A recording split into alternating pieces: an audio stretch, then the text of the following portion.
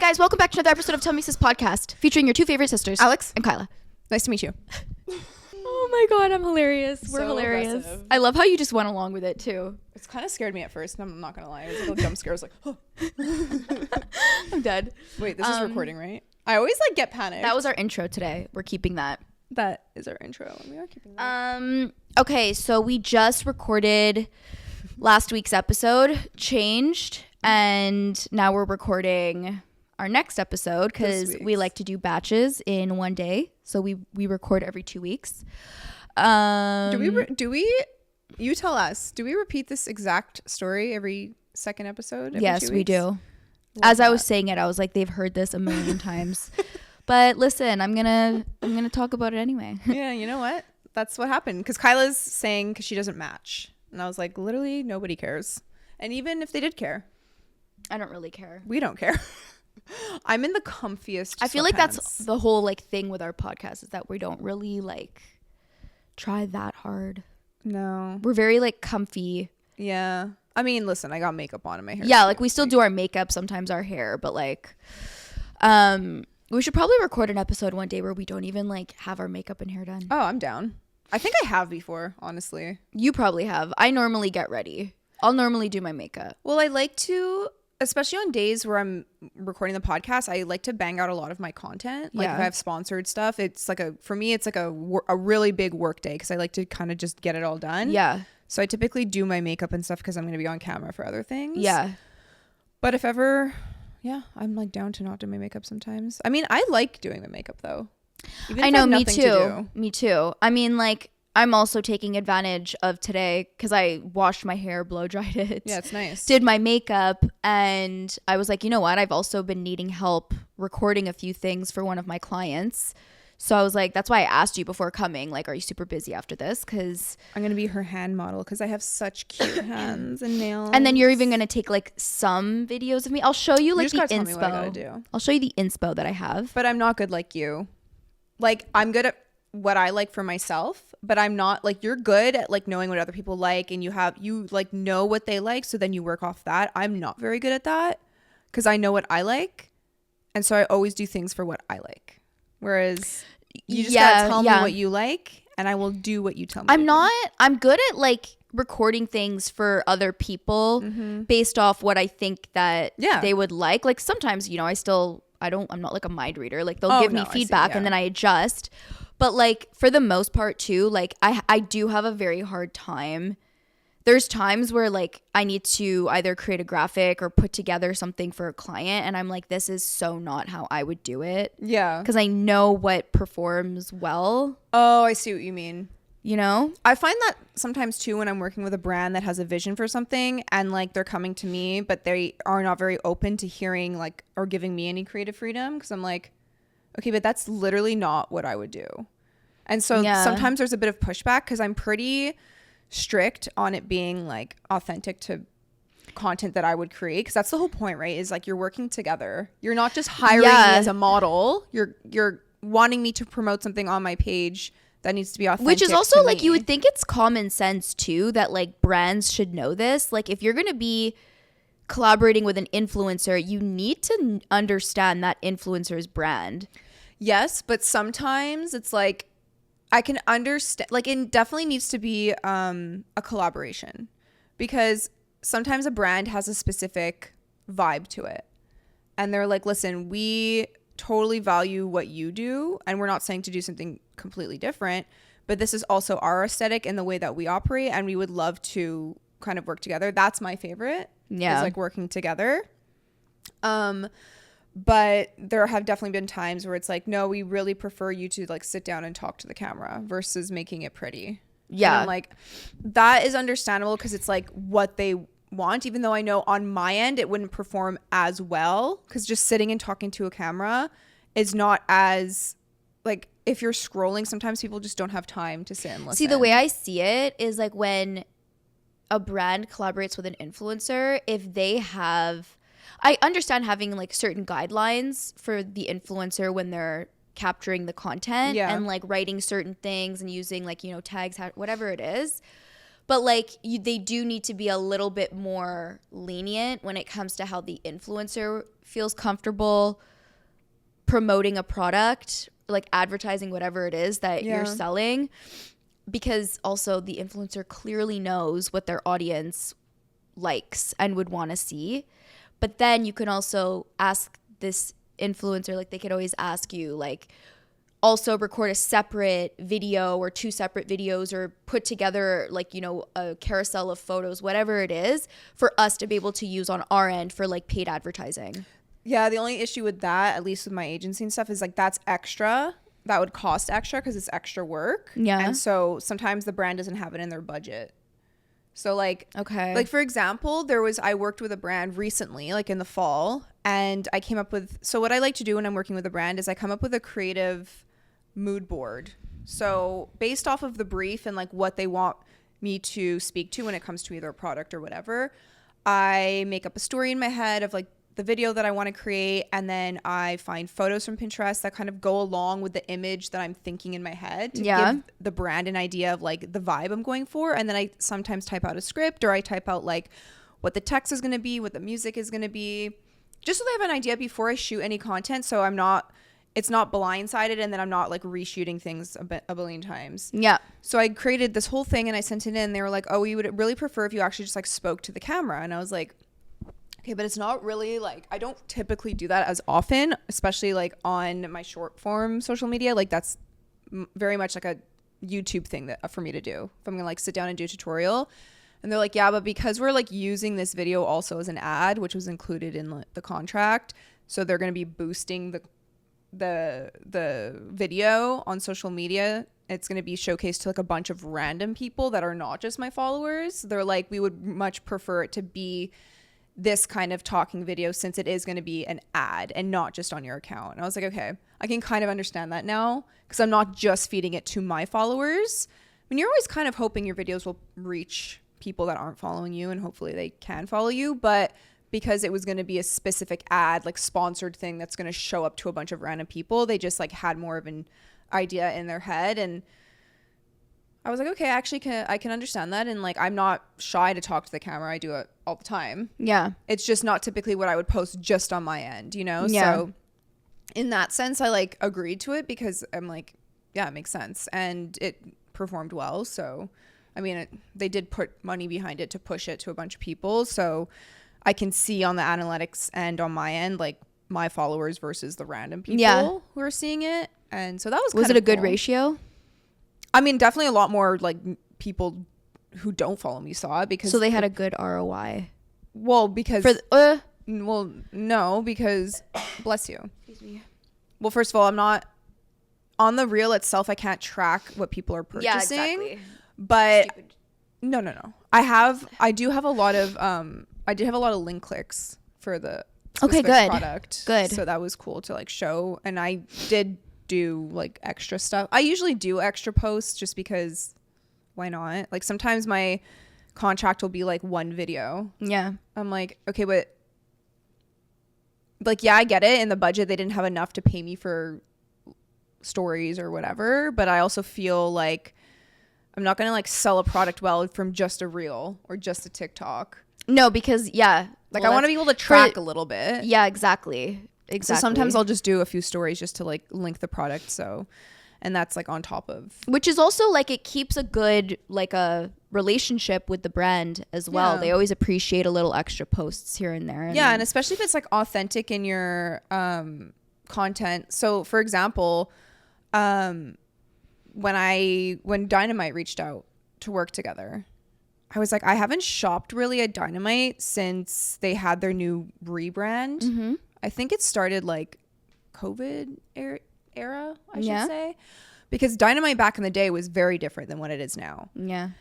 And so I was super curious because I've seen a bunch of my friends work with them and I'm like, oh, that stuff is cute. But I hadn't actually been to the store yet, especially the one at Royal Mount. Yeah. So beautiful. So when I got the email to work with them, I'm like, I'm actually very curious, you know? And when I went in, I was like, oh my gosh, I love this stuff. Yeah. Like, there's so many options for it. And so genuinely the stuff that I got, and like even in the fall, I got like a bunch of new fall things from there. I link their stuff all the time on my stories and in my content because I genuinely wear their stuff all the time now. Yeah, I know. Like even like, well, not this because it's from literally Disney World, but these are from Garage. Yeah. And I love Garage and I love Dynamite. Same owner. I know. I know. Dynamite is like the mother brand of Garage, essentially. Yeah, it's Garage, Dynamite, and what's the third one? Is it not Susie? Not Susie. There's a third one? Yeah, there's a third one. It's more mature. Not Banana Republic, because that's like Gap and Old Navy. What is... It's not Mango. Huh? It's not Mango. No, it's like once you hear the store name, you're gonna be like, oh yeah, let's like definitely, and it makes sense. It's definitely for like the more mature woman.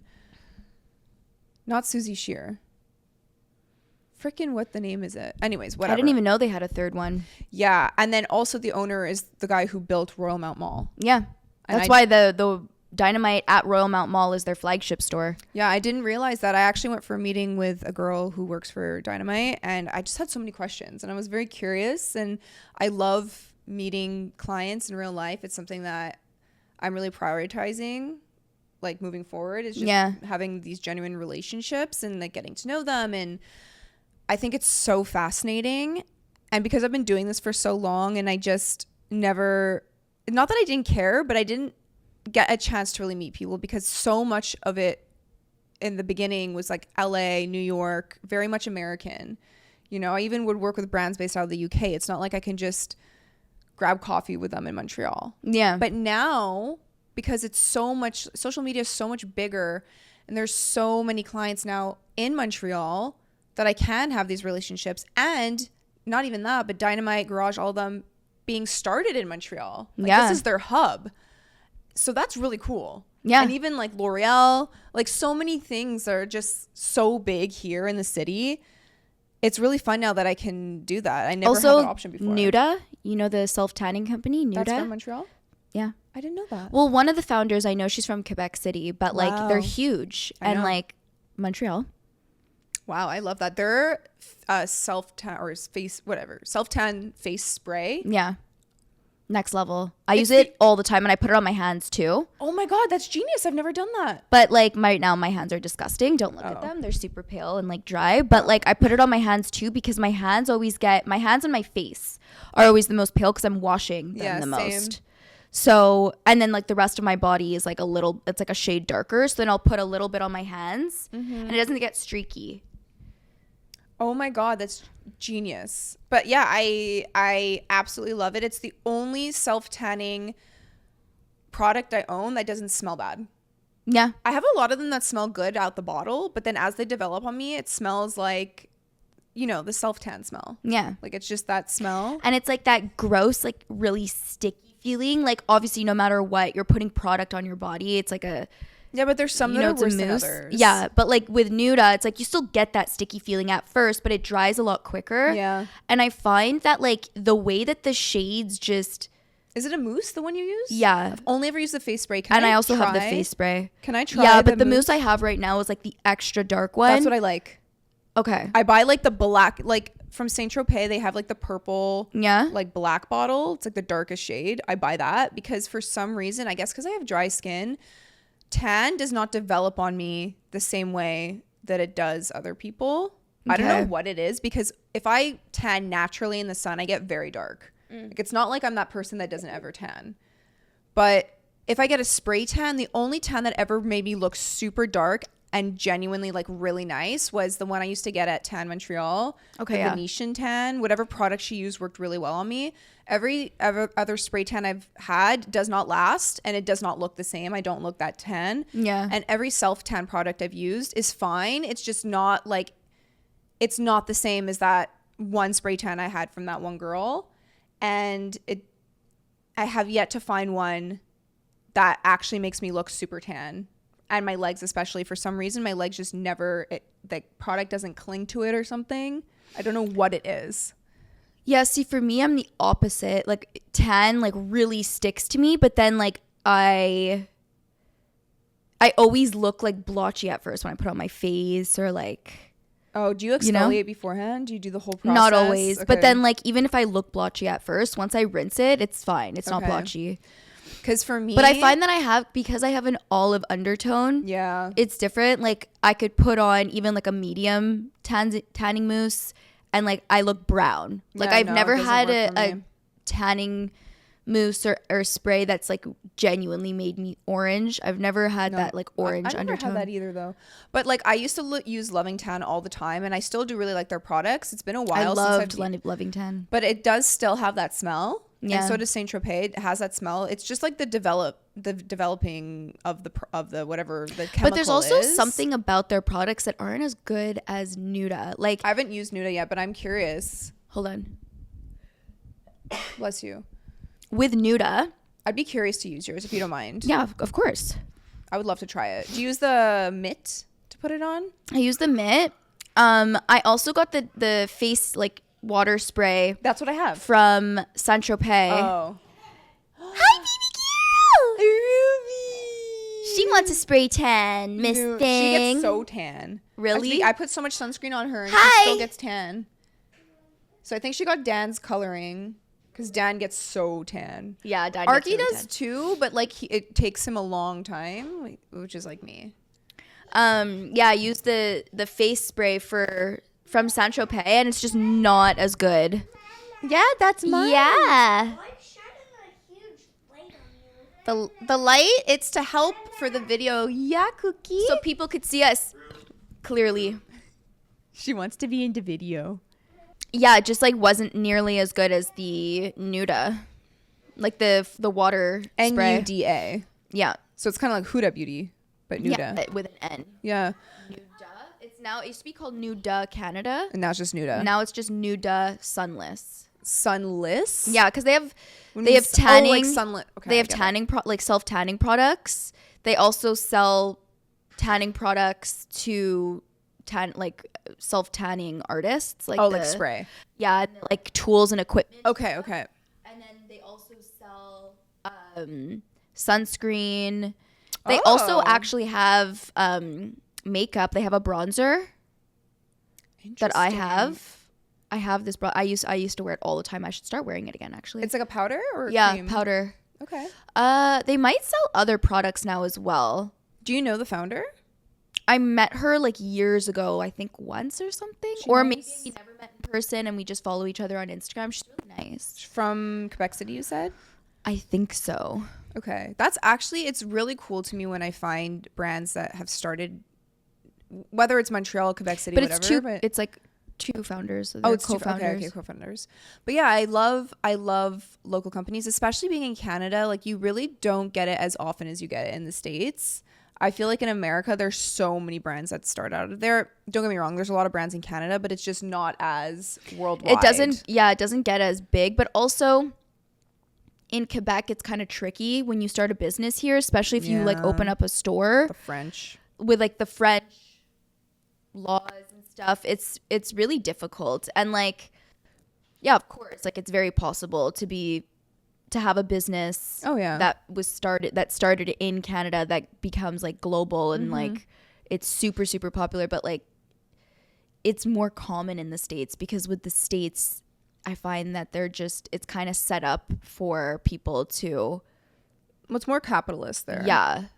Like it's definitely successful. Like small businesses thrive better in America than they do in Canada from like a financial standpoint. Mm-hmm.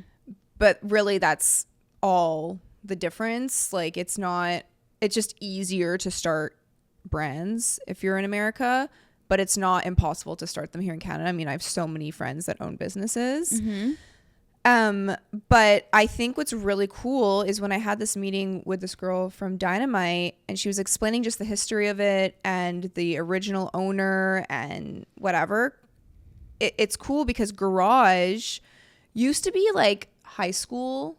That was like the vibe. Like their clients were more high school girls and Dynamite was definitely more of like the 20s or not 20s. Sorry. It was like an older crowd. Whereas now they've kind of brought down Dynamite to be more like late 20s up into the 30s, young mom. Like that's kind of the vibe they're going for. Or it's working. Like business chic. Yeah. Like, cause they have different styles in Dynamite, whereas Garage is much more for like the college girl. Like that's what they were going for, like the college girl, like what you could wear to class. Their target audience is women at the age of 25. Yeah. So, but what's really cool is Garage actually is now super popular in America, and they've been able to work with a lot of influencers in America and have these girls like Halle Bachelor is a huge girl, and she's always coming out to Montreal to do stuff for Garage, and she's like the prime target audience. Like that's what they want, is like her and her audience. They're like the exact age for Garage. And so the girl I was having this meeting with was telling me how like Dynamite is hoping to eventually like branch out more within the United States. But yeah, I know right now it's like they only ship within North America,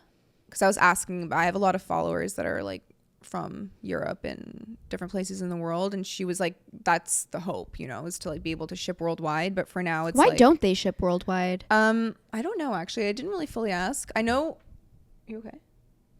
Oh. I just want to see how long it's been. There's a lot of brands that don't, because of like shipping costs, and like there's a lot of things on the back end that you have to deal with when it comes to international shipping, like overseas. Yep. But we've experienced that. Yeah. It's just like, it's really, really interesting to just talk to a fashion brand that's been around for as long as they have, that has rebranded, and like that I genuinely wear in my everyday life, and like love their stuff. Like these pants are so freaking comfy. They're also the only sweatpants I found that are the perfect length for my legs. Mm-hmm. I really love my Skims sweats as well, but the size I got for the length is like, they're so long, people make fun of me every time I wear them. Okay, yeah. They're like dragging on the floor like so much. Yeah. But I haven't purchased anything from Skims yet. But you know what's interesting? Skims. Like this is what this episode's topic is about. Like the way that different brands market themselves digitally. Yeah. Obviously, every brand has, I mean, some brands have obviously like their competitors, so they have the same target audience, like demographic. Some brands, they're not competitors. They're either like different demographic, or they're just selling, they're in like a completely different industry. But when I think of it, okay, first of all, forget the celebrities, because when a celebrity comes out with a brand, they already have the audience. So yes, the marketing is still very important, but like when you already have the audience, yeah, it's like you don't have to try as hard. That might sound ignorant on my end, but like, you know what I mean, right? Yeah. It's easier to make sales. You have a leg up. Exactly. But like, I was thinking about this because I was trying to think of different topics this morning, and I was like, something that I find so interesting is digital marketing, and like, is it because it's your job? Yeah. And it's like, what makes people like, what is, because every platform's different. Yeah. I have so much going on in my head right now, so it's hard for me to like verbalize it, but every platform's different. So like Instagram is a lot more curated, aesthetic, aspirational. Facebook's a lot more like community focused, families, maybe some older people. I was gonna say the older generation. Yeah, but like it's still very community focused. Like there's like the Facebook groups, yes, of course, stuff, 100%. and like, you know, moms who are just browsing, like, I don't know, like sometimes, I mean, they have Marketplace and stuff. Yeah, they also have Marketplace. And then TikTok is like the most raw, unfiltered, like relatable, almost unhinged app. What would you say YouTube is then? I would say YouTube now, it's like a lot more about YouTube Shorts, because everyone's attention span is just like gone to shit. I think obviously people still watch YouTube videos, but it's really not as much of a thing. I kind of want YouTube to like make a comeback. People have been saying that for years, like, oh, YouTube long form is making a comeback, but I've been hearing this now since like 2023, because on the back end of things, when I have business meetings and like brands and clients are saying like, oh, really like start pushing YouTube because long form is coming back. It's just not the same as short form. I think that if long form comes back, it's not going to be the same as it once was. There's almost going to have to be like a more of a storytelling element, because TikTok now is the more raw version of what YouTube was kind of turning into, like at the end when it was still like really big, except YouTube videos were obviously a lot longer. TikTok is shorter. So like YouTube, if like the longer videos are going to make a comeback, it's going to have to be more like, the way I see it heading is with YouTube right now, what YouTube is useful for is like educational videos. So if someone is trying to put together something, or like they're having an issue with their car, like, let me just like YouTube it really quick. Even like ChatGPT. But like also like if you want more visual, it's like YouTube. Podcasts do well on YouTube. Podcasts do really well on YouTube, but I feel like it's going to need, with YouTube, it's going to be more storytelling, less like raw, unfiltered. Like you're talking about vlog style. Yeah. Like a vlog. I don't think the sitting down in front of a camera, just talking, making those like what's in my purse videos is going to be. No, because you could do that on TikTok and you can make it in 3 minutes versus like a 15-minute long video. I think you're so right what you're saying, but it also depends, right? Because sometimes if there's like a story that you need to tell, like a story time, sometimes that's different. Sometimes those do well on YouTube because it's like a podcast. You can put it on in the background while you're doing things. You don't actually have to sit and watch it. So it's like, for example, for myself, I don't really sit and watch YouTube anymore. I still like vlogs. Like once in a while, if someone is doing something exciting and they're like, oh, I just posted a vlog of like this thing, I'm like, oh, that's actually super interesting. But I don't have the time in my life to sit down and watch a 40-minute long video weekly. Like I feel like it's just going to be a lot more educational in the set, like curated, educational, aesthetically pleasing, but like someone who, it's going to like fill the gap with like what Instagram and TikTok aren't really able to fill right now. Like, yeah, you can make longer videos now on TikTok, but YouTube would be more like, okay, let me go in depth about something that like you can't really do on TikTok. Yes, because I agree. It wouldn't translate well on TikTok. So I don't know, like if there's like a, think of YouTube as like a show. Like something you put on your TV. Yeah. And I think that there's actually going to be, I think YouTube might even come out as like almost a platform that's like competing against Netflix and stuff. Like they would have their own, like you could purchase shows and movies on YouTube. I think they do have already. They do. But it's not like a YouTube show that's as popular as a Netflix show. Like I know YouTube they've been putting money behind shows for a long time, but they're like YouTube shows and they're never really that great. Yeah. But I definitely can see it in the future, and like the 10-year, longevity of it. I could definitely see that being a thing for sure. But I think YouTube is so great, like you're saying, for like fix it, how to podcast videos, because again, if you want a visual, like right now, like these get uploaded onto YouTube. I would not upload this video onto TikTok or Instagram. Yeah. Like it makes sense. TikTok or Instagram have similar features, but just so different. Like the apps are so different, I find. They really are. It's like Instagram I use mainly for stories. I like to watch people's stories. That's my favorite thing to do on Instagram. Yeah, stories are fun on. I don't really watch people's stories though, but really? I'm the minority because most people watch stories. That's my main thing. Is like I won't scroll as much on my feed. I will a little bit, and I always. But also the algorithm is so annoying on Instagram. But I always make sure to like and reshare and like stuff my friends' stuff. Like I don't even sometimes have time to watch their content. I just like it and share it because it's like I try to show support. But my main thing that I am super involved and interested in are stories, whereas TikTok I'll like scroll my For You page and like watch videos. You know what you should do on your Instagram? What? If ever you do like a day recap on your story, you should save them and then post them as a carousel post as well eventually, like in case you missed my story or like saw it on my story first kind of thing. You know what I mean? But if it's videos, you could put a video in a swipe. How would you do that though? I mean, like the crop would be different, but like that's you keep in mind that when you're adding text to your story, make it small enough because you're already going to have an idea of like what it's going to look like as a carousel portrait.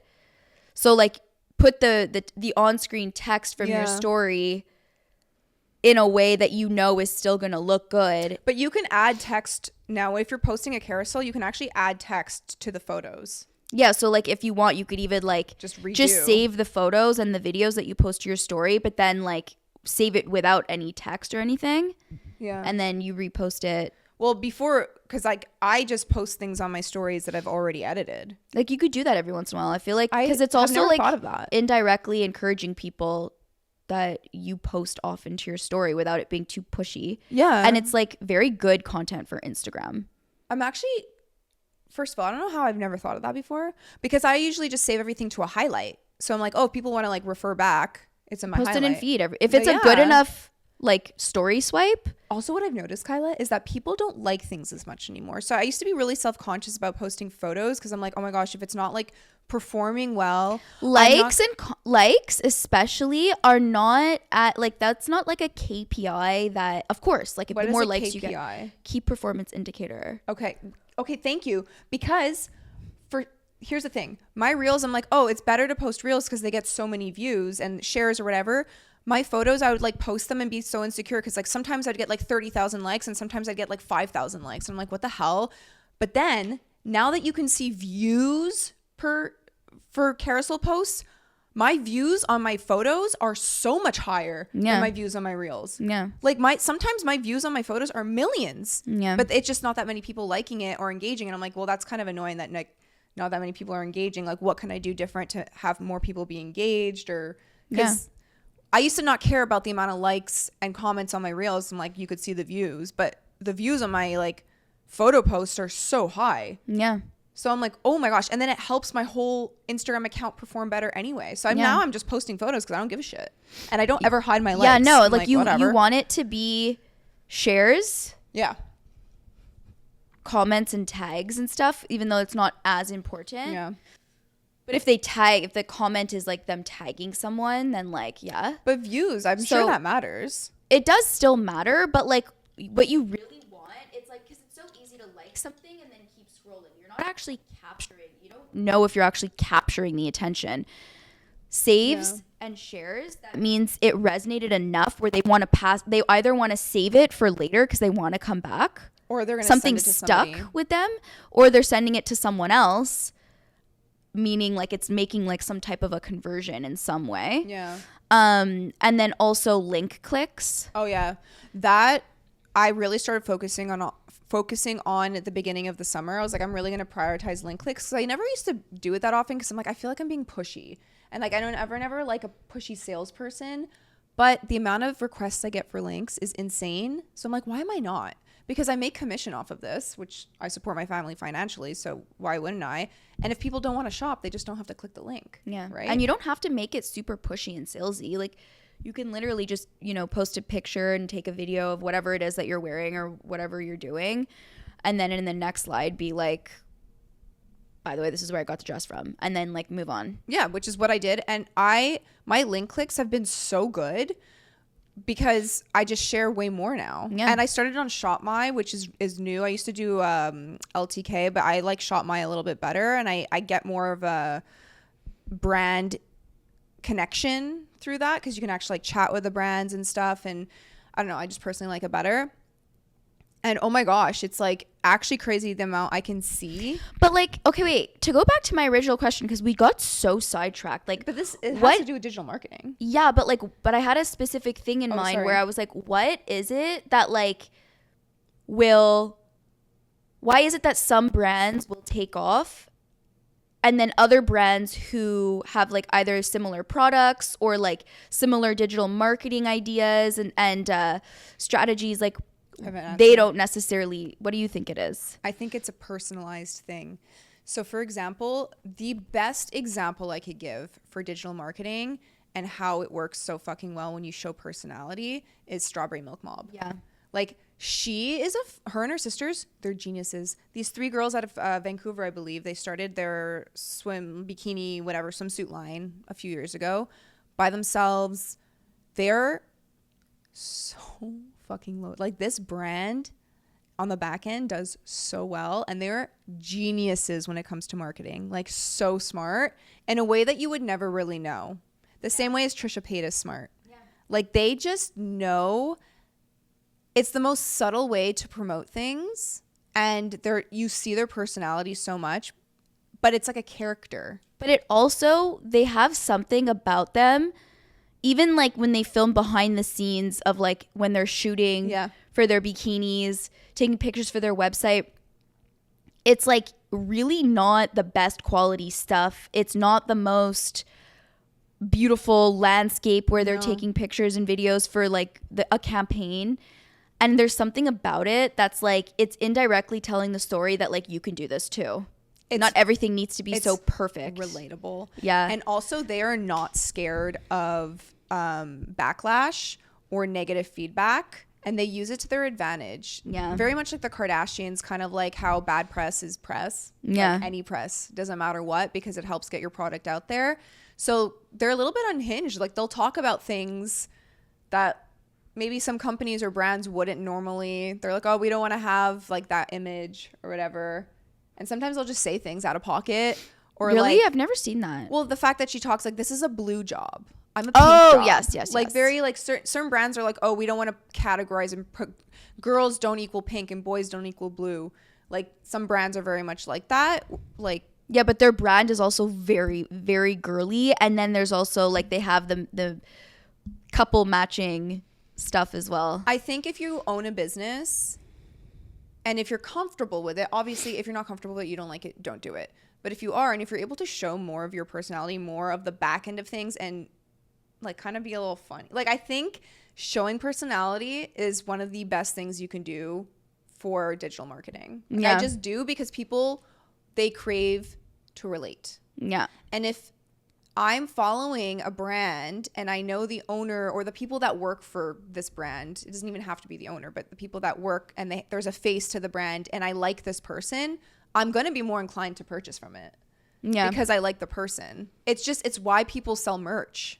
Yeah. Because like why else, like if a friend or an acquaintance that I knew was like, oh, I'm just going to start selling t-shirts, I'd be like, okay, maybe I'll support you once or twice, but like whatever, I don't really care. But if it's someone that I'm like, I look up to, like not even a celebrity, but like an influencer or whatever, and I love them so much and they like come out with merch, I want to buy it. Because I like, yeah, it's not even about supporting them, it's like I like them and I like their stuff. Yeah.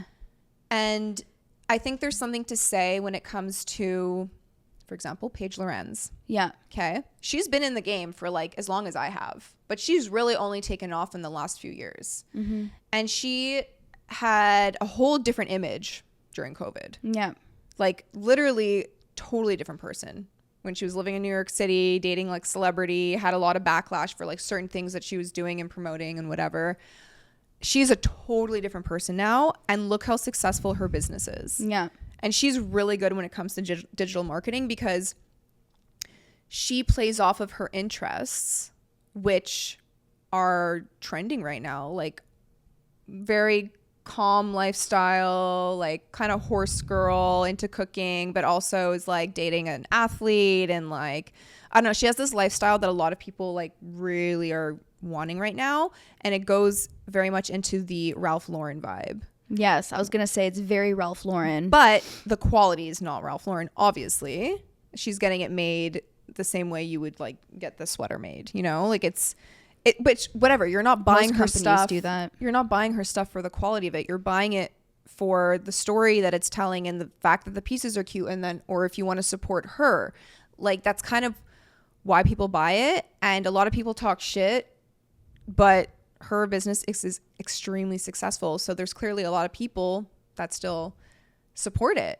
you know? Yeah. And so that's the thing, is that like, I think what makes something successful is consistency, personality, and having a clear idea of what you want to be showing when it comes to whatever product you're trying to sell. There needs to be a very clear strategy.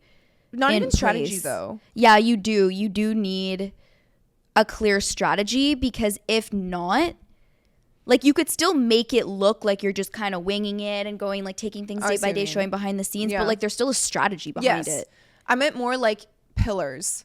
Like what is it that you're like, because if you're going to like right now, I really structured my page, and the past like 6 months, I've really kind of reorganized what I want to be showing. Because I think the past few years, my life has been so fucking chaotic and all over the place that it really showed in my content that it was just all over the place. It was very messy, very like, I don't even know what the fuck I'm doing. I was trying to figure it all out.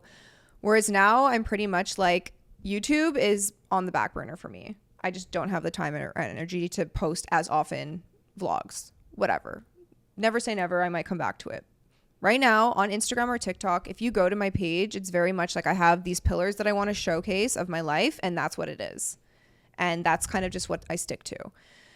And if there's a trend, I'll throw it out here and there on TikTok or on a story or whatever. But it's not, my account is not just like mom focused or family focused. Like I show a lot of fitness, I show fashion, I show, like, I have these pillars. And I think as a brand, if you're coming into digital marketing, because keep in mind, I am a brand, like my life is my brand and what I showcase on my account is my brand.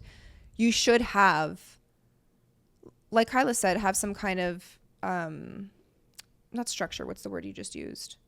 Strategy. You should have something like that, but also like main pillars of what you want to focus on to share. And a lot of the time too, like your pillars can like kind of overlap with each other. Your pillars is just mainly like the main themes. Yes. That you want to showcase on your social media, but like without having to necessarily say it. It's just obvious. Like you want it to be clear enough that when someone comes across your social media accounts, it's like obvious who you are, what you do, like like if you're an influencer, like the type of influencer, the type of content they're going to be getting, if it resonates with them, and then that's what gets people to like follow or like return back to your page, save videos, share certain things. Like you almost need to have like a shtick too. Yeah, I really agree with that, because especially in today, because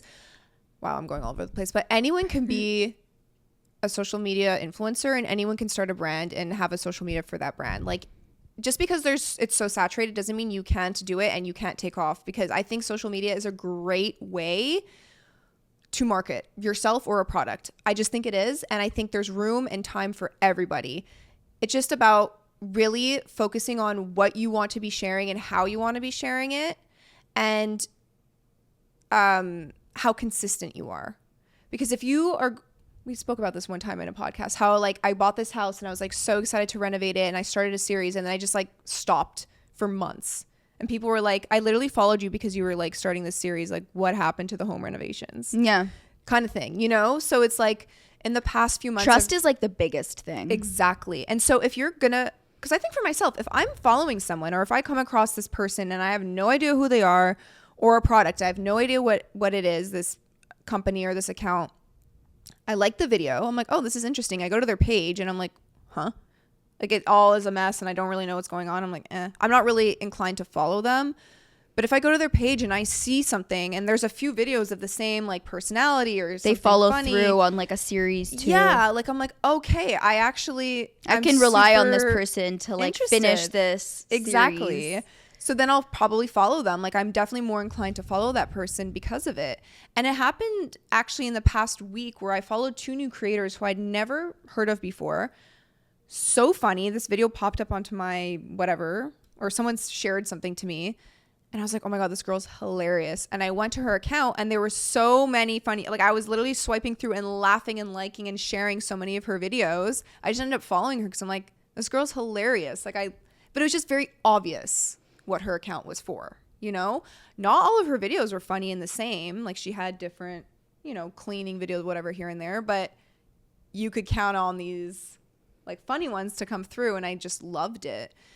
And so I think if you are someone that's trying to market yourself, do a little research on digital marketing in general, which like you were saying to me earlier before we started recording, you could do everything by yourself nowadays. Yeah, it's like, and it's really fun, I find. Well, if you're interested in it. If you're interested in it, I have friends that are good at building businesses, but I have literally zero interest in the marketing aspect, digital or traditional marketing, like at all. And that's why they hire people, because they're like, I trust you. I like your work. I like what you're doing. I don't give a fuck about any of this. Like our friend Kyla, who's on the podcast a month ago or whatever, which she owns the swim school. Amazing at what she does. I'm passionate about her job and building her business and all of it. Could not care less about social media. Yeah. Like literally does not even have social media on her phone. So she has to hire people to help with the advertising aspect of it. So if that's you, who you don't care to show like yourself or your personality online, which is totally normal. You do not have to do that if you There's own a ways brand. around that. You can have a faceless brand. Yes, you can show personality in different ways, but if you're not interested in it, you can hire people. Yeah. Right? Like there's, who do I follow that they do social media for a brand. They're not the face of the brand. Like, they don't own the company, whatever, but they're so funny. Oh my God, what brand is it again? I'm forgetting now. Oh my gosh, I wish. If I can think of it, I'm going to put it on the screen or in the description. But it's like, they're very much well known as like the person who does the social media for whatever it is. Like, oh, is this the person that went viral on TikTok? That's like literally so many people. No. Like, this person went viral on TikTok specifically because he was doing it's a girl I'm talking about, so I don't know. Oh, okay. This is a guy. But I'm curious, what is that? He was working at this company who basically needed to, like, they hired him as like, he's like a social media manager influencer, and they basically hired him to get their engagement up, and like they wanted to get their brand out there and more well known. And so he came up with this whole freaking strategy where he was going to act like he was like a full-time employee at the company and just post videos at their office every single day, but no one knew that he wasn't actually an employee, and he was hilarious. And he would like follow trends. He would like talk to his coworkers and boss like a certain way, and he was like very gay. Yeah. But the way he went about it was fucking genius. Yeah. And he was posting on their social media, but also on his page and tagging them all the time. And the way that he was doing it was like it was genius, Alex. This company took off. See, it really makes good example, Empire State Building. Yeah. Their TikTok is so fucking funny, and they comment on so many videos, especially videos that go viral. It'll be literally like the Empire State Building and whoever runs their social media it's a Gen Zer. 100%. So funny. I like anytime I see a comment from Empire State Building, I die. Oh, I need to follow this account. But it's like, it's so random. Or like Wendy's. Whoever does the Wendy's one is so good. There's like a few different big brands. I need to follow Wendy's because I saw on I have a client, it's a marketing agency in Vancouver, and they post blogs all the time. Why don't you say what they are if people want to check them out? 12 Rays. Like the 12, like 12, like written, not the number, but like written out, TWELVE. RAYS. 12 Rays. So essentially they onboarded me. Like, they don't have much of a social media presence, and I've been like, creating some content and stuff for them. What do they do? It's a digital marketing agency, but it's not just digital marketing, it's also CRM. So customer relationship management. Okay. So it's digital and CRM marketing agency, and they're based in Vancouver, but they have clients like pretty much all over North America. But like, what do they want to showcase on social media? Like, why did they onboard you? Like, what are they trying to show? So essentially they just want to have more of a presence on social media, and they just want consistency on their social media, and they want me to show my face more. They want me to be kind of like acting not as the face of the company, but more as like it's obvious that I'm the social media manager. And so is that something you're comfortable with? Yeah. Like I agreed to this, but one of the things that I believe is really going to like stick with their target audience or their demographic is if they start showing more behind the scenes in the office and the staff and introducing the staff and like. I always think that's such a good thing if people are comfortable, right? Yeah, they are. It's just like, people get freaking busy and well, it's like, for example, social media is like a full-time. It is. So, okay, the girl who does my nails, I go to Cove Beauty downtown Montreal. Gab is the owner, and she started this business like a few years ago, kind of during like pandemic era. How long has it been? Okay.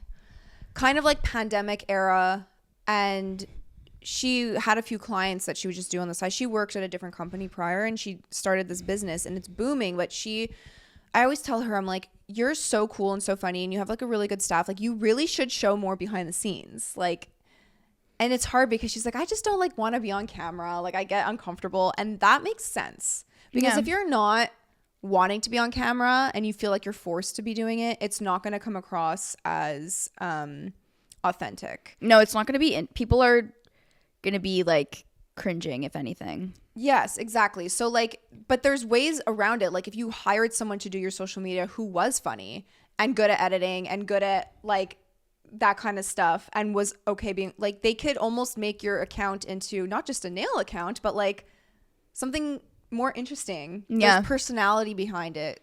I don't know how to explain it properly. Or like my friend Dylan, he's a real estate agent, and he's so funny.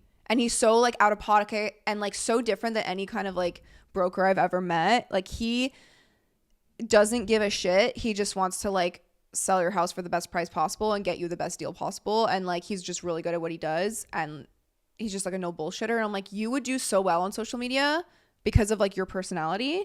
Yeah. And he was like, yeah, I know. He's tried here and there to like edit things, but he's like in his early 40s and like he doesn't really give a shit. But I'm like, I would follow you around and film you because you're so funny and like edit videos for you. Yeah. Because I think it would do so well. You know what would be hilarious for him is like if you actually did do that and like started an Instagram account where it's like day number 59 of Dylan White, like the real estate broker, in like, or have it in the bio that he's like a real estate broker in Montreal, not knowing that I'm posting to a social media account I created for him. Like there's like accounts that go viral on TikTok for doing things like that, or it could just be like nothing real estate related, but people know he's a broker because it's in the bio. But he's funny. But like it's also like he's not like you don't even warn him that you're gonna film. Like it's like you're kind of catching him off guard sometimes and like things like that. And then people are gonna be like, this guy's hilarious. Like he's a real estate broker. Like, and then they could go on his like website or whatever. Because so many people meet him in real life and they're like, oh my God, you're not at all what I thought you would be like. Not in a bad way. And like usually, but that also makes it seem like people think he's bad before they meet him. That's not it at all. It's just like he's a guy that just like drives a pickup truck and has like a ton of tattoos and like wears the same hat and clothes like every single day. Yeah. Like but he's really smart at what he does and he cares so much about things. And like Dan and I are always telling him, we're like, you would be like so good on social media, but he just doesn't care. Like people could be like, you're seeing it, so it's like, yeah, you'd be so good on social media, but you also need to have that trait that like you're comfortable being on camera. He is comfortable being on camera. He just doesn't have like the what's it called? Like he doesn't want to sit there and film himself, like sitting and talking to a camera. He's like, that's stupid. He was like, I would be a guest on your podcast and like answer questions and like have a conversation, but to sit and like film myself with my phone, I feel like I'm stupid. Yeah. Which I get. A lot of people are not comfortable with that. It's weird. You know, for me, it was weird the first few times. You get over it. I've been doing it for a decade. I don't care. But like a lot of people find it very uncomfortable. But I was like, I will follow you around and vlog you because you're funny. And I have so many videos. Like Dan and I have like these hilarious videos with him over the summer. And I'm like, I should like post these. It just has nothing to do with real estate. Yeah. But it's like you said, you don't need to be like the real estate person on social media. You just need to have a personality. Yeah. And then it comes, right? When things that are too like salesy, people like lose interest.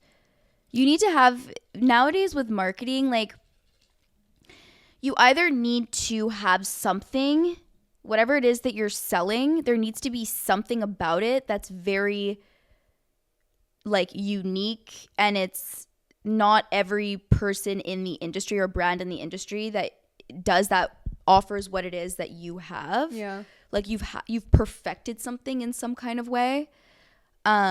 Or you need to just be like, you need to have like a personality and like have people actually relate to you and like feel entertained and like trust. Like there's like that connection. Yeah. There needs to be a connection there.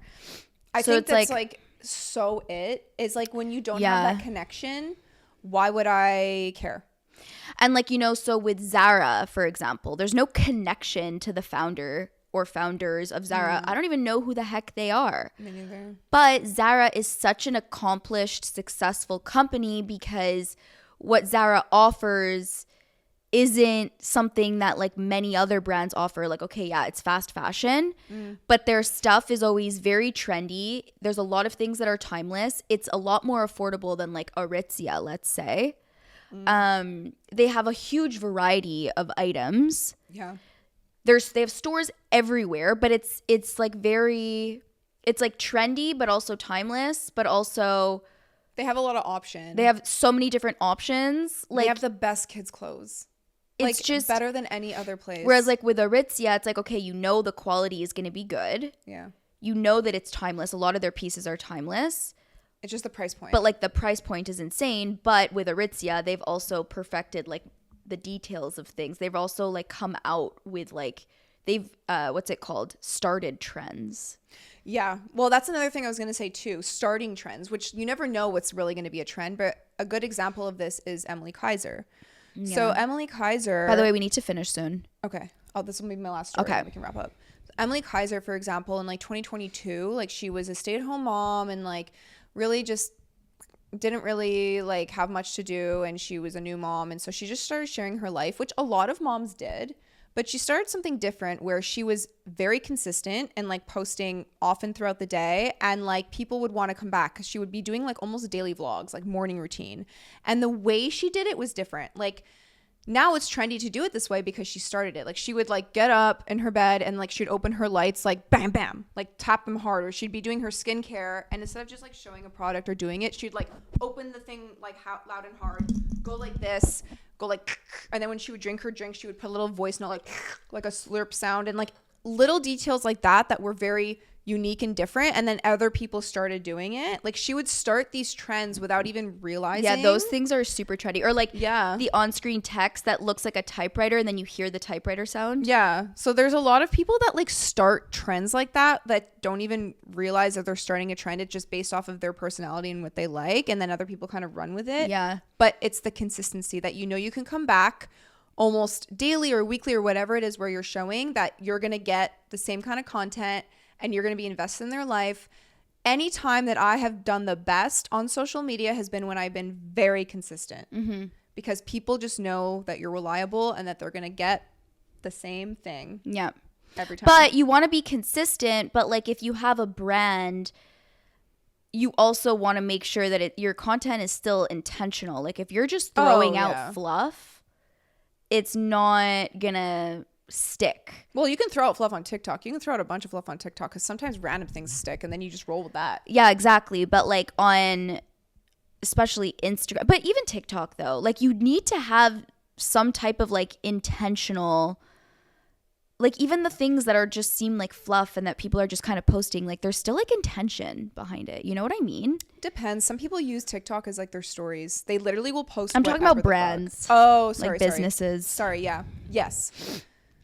Yeah. You know? Yeah. Definitely a difference there. But like with influencers, yeah, you just like kind of like. With TikTok especially, you can literally just post whatever because sometimes your videos will take off and sometimes they don't.